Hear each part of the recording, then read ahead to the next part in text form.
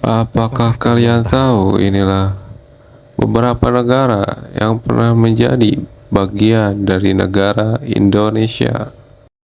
1. Timor Leste.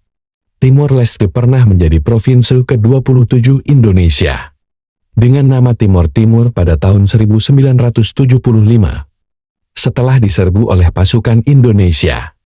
Namun, integrasi ini ditolak oleh dunia internasional dan penduduk setempat. 2. Brunei Darussalam. Brunei Darussalam pernah dikuasai oleh Kerajaan Sriwijaya dan Majapahit pada abad ke-7 hingga ke-14.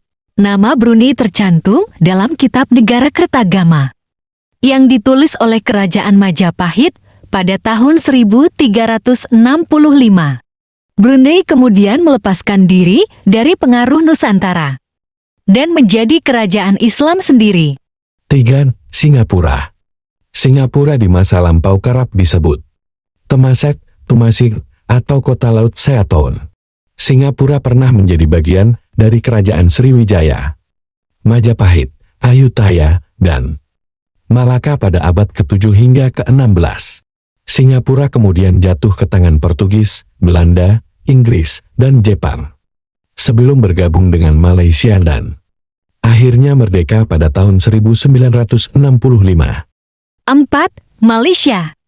Malaysia juga pernah menjadi bagian dari Kerajaan Sriwijaya dan Majapahit pada abad ke-7 hingga ke-14. Malaysia kemudian dikuasai oleh Kerajaan Malaka, Portugis, Belanda, Inggris, dan Jepang sebelum merdeka pada tahun 1957. Malaysia sempat bersatu dengan Singapura dan Indonesia dalam Federasi Malaysia pada tahun 1963, tetapi bubar pada tahun 1965. 5. Kamboja. Kamboja pernah menjadi bagian dari Kerajaan Sriwijaya pada abad ke-8 hingga ke-11.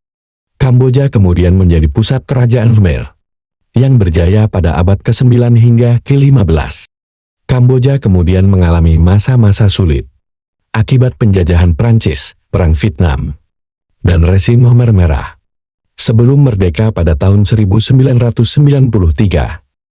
6. Filipina.